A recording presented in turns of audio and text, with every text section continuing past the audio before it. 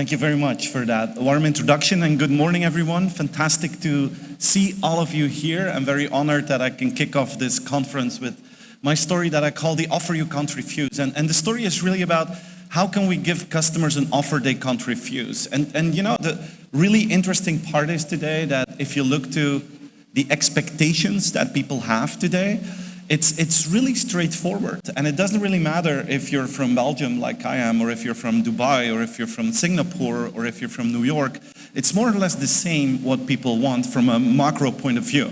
Like, first thing is very obvious, people want digital convenience, and I think we all understand why. But because of that, there's a higher and more increasing need to create more business empathy, more human kindness. And the third level that people really look into is, can you use your strengths as an organization to add value to society?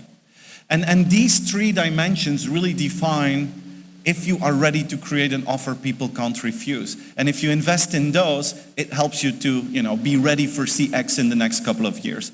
And this is what my kickoff keynote is all about. What do you need to invest in to create that offer you can't refuse? And of course, you need a good product and good service, but reality is that this is just a minimum demand today. I mean, a good product is what people expect you to have. It's your ticket to ride.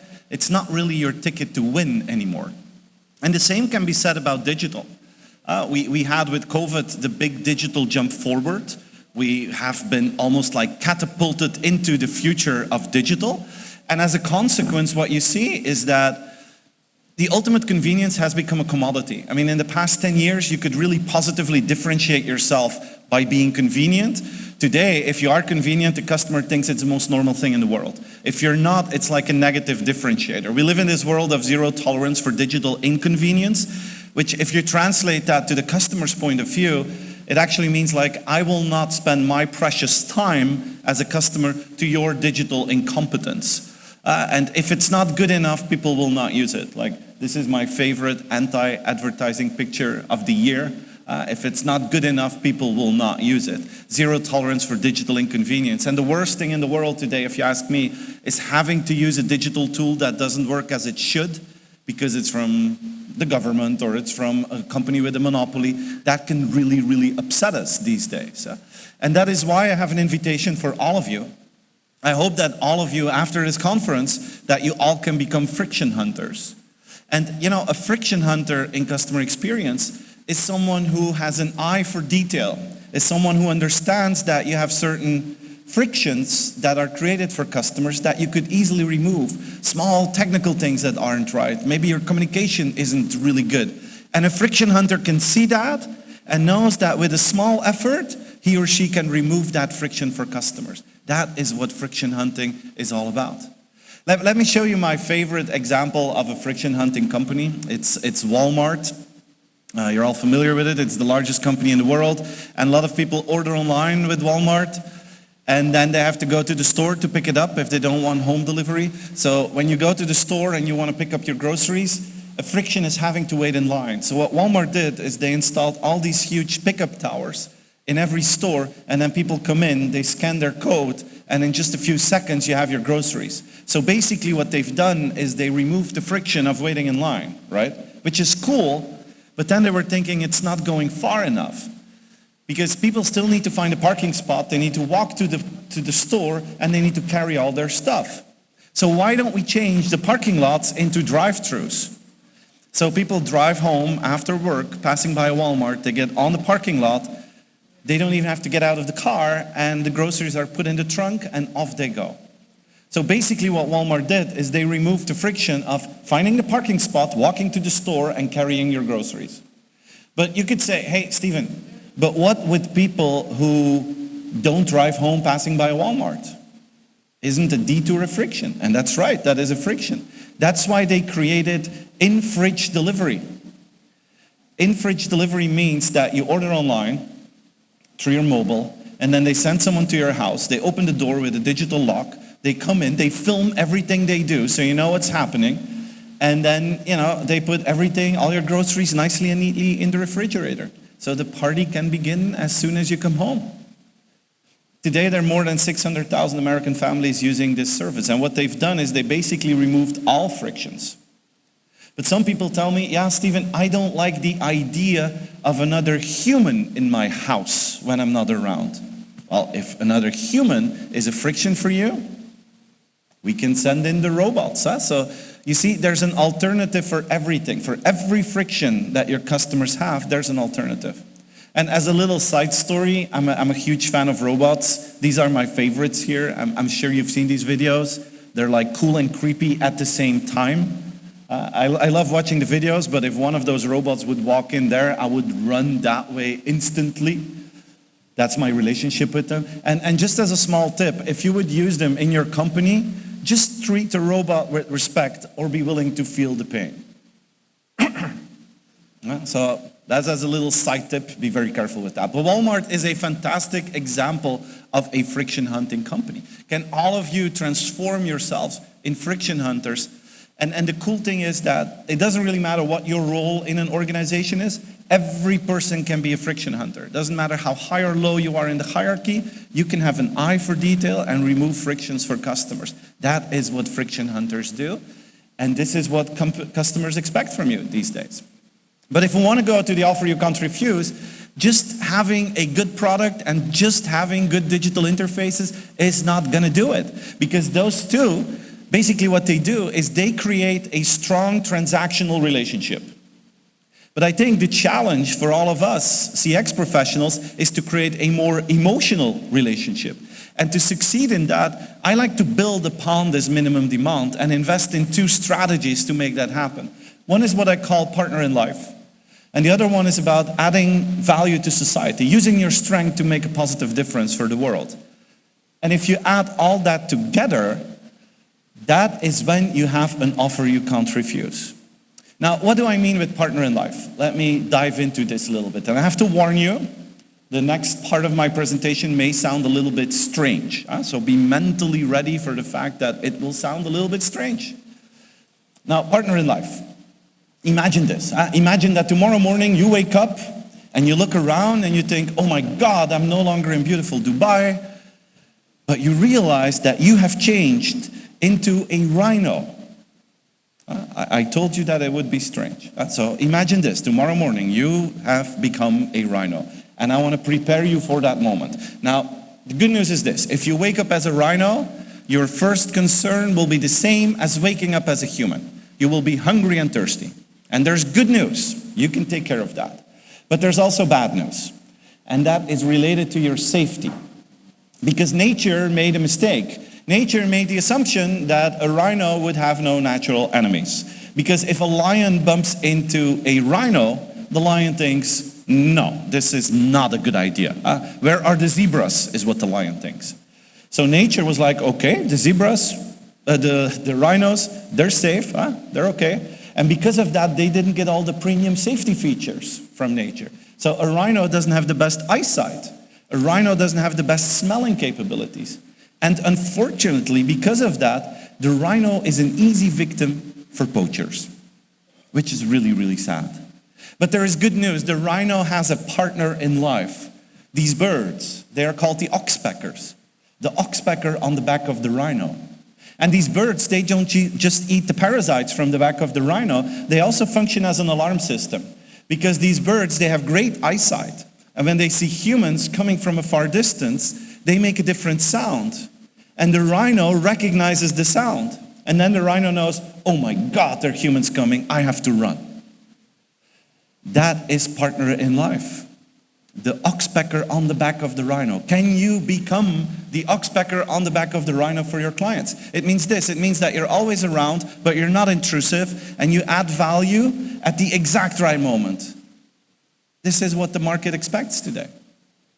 Always around, not intrusive. You bring value at the exact right moment. Now, some people are not capable of remembering these four, and then they come home and think, Stephen told us we need to be always around. That was the strategy. This is the new CX strategy. We need to be always around. Now, this would be very dangerous for the future of your company. Because if you only do this, then you will not be the oxpecker on the back of the rhino, but you will be the fly on the back of the cow. We don't want to be the fly on the back of the cow, my friends. Because then We're indeed always around, but we're very intrusive and we don't add any value whatsoever. Let's avoid this strategy. Let's become the oxpecker on the back of the rhino. We're always around. We're not intrusive. We add value at the exact right moment. And you do that by, understanding that it's not really about customers. It's about the human behind the customer. The human who has dreams of her life in the back of her mind, fears and ambitions. And the better you understand that movie that every customer has, the more value you can bring in the life of customers. In this phase, in my opinion, it's no longer about customer journey optimization. We've done that. That's transactional. Here, the real challenge is, can we bring positive change in the life of our customers? It's not about selling cars, it's about being a mobility partner. It's not about owning a gym, it's about being a partner in a healthy lifestyle. It's not about renting out student apartments, it's about being a partner in the successful start of a career. It's a different mindset. Are we going to sell products or will we create positive change for our customers? That is the fundamental question of today in CX. And the quality that we need, and we all know this, is business empathy. And sometimes this is very vague, we need empathy. But I'm a big believer of organized empathy. And let me share you an anecdote. We're here in wonderful Dubai. And I was here at Christmas time with my family and with some friends. We came to see the World Expo here in Dubai. We stayed in the wonderful Atlantis de Palm Hotel. My children love it. And we had a great time. We were here on New Year's Eve and we had a big party planned in the Atlantis Hotel. They had a great dinner. Robbie Williams was performing. It was super, super cool. And maybe, I don't know how it is in your countries, but back in December 31st, it was all around the world still high season of COVID. So we were flying back with Lufthansa over Frankfurt to Brussels. We were all vaccinated, so we didn't need tests to go back. So we were good. We were flying back January 1st, big party first. But then in the afternoon, while me and my wife, we were on the big Ferris wheel here, we got an email from Lufthansa. I don't know what your experience is with emails from Lufthansa. Usually, it's bad news. You never get excited when you get an email from Lufthansa. And in this case, it was a big disaster because they told me your 10-year-old son, who was not vaccinated yet, there was no vaccine yet for children back then, he needs a COVID test to get on the plane tomorrow at 11. So this was New Year's Eve, 4:15 in the afternoon. I couldn't reach anyone by phone. No one picked up. So my wife said, why don't you call the hotel? Maybe they know what to do. So I called the hotel and they said, sir, no worries, we will take care of it. Just tell us when you're back in the room, we'll make sure that there's a doctor, they will do the test. So at 6, we were in the room, 6:15, there was a doctor, negative test for my son. I asked him how much I had to pay, or cash or credit card.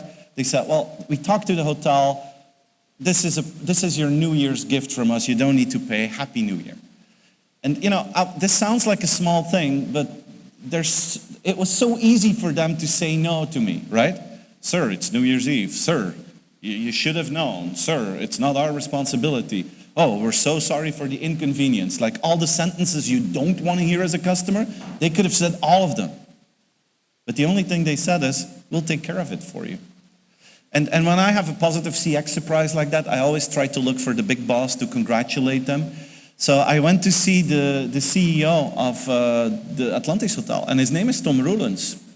And I don't know if you can hear that, but this is a typical Belgian name, and I'm from Belgium as well, and we actually grew up very close to each other. So we became instant best friends, as you can imagine. So I said, Tom, I want to congratulate you. This is fantastic what you're doing, but tell me how you managed to do this. And he said, Steven, do you know we have 18,000 people working in our hotel?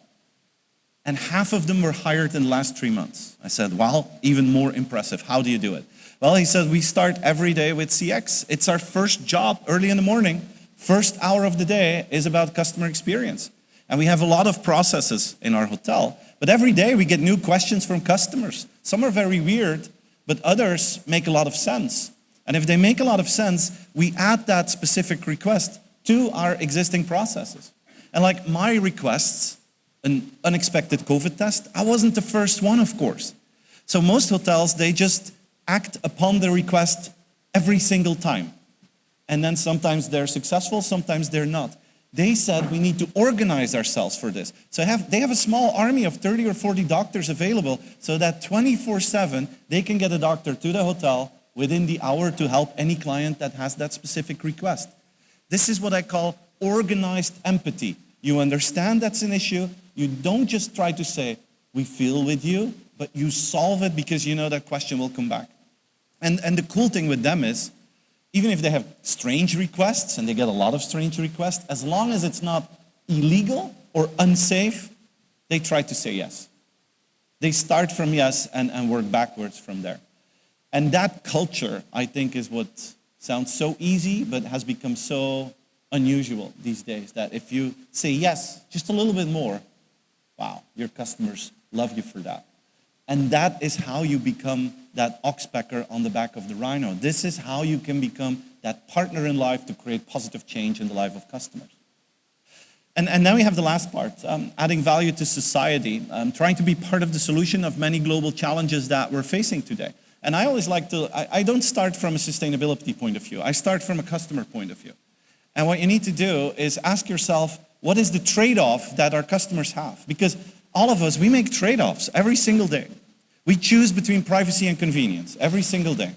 And we choose convenience over privacy. We don't always like it, but hey, that's what we do. Or I want to buy a cheap t-shirt.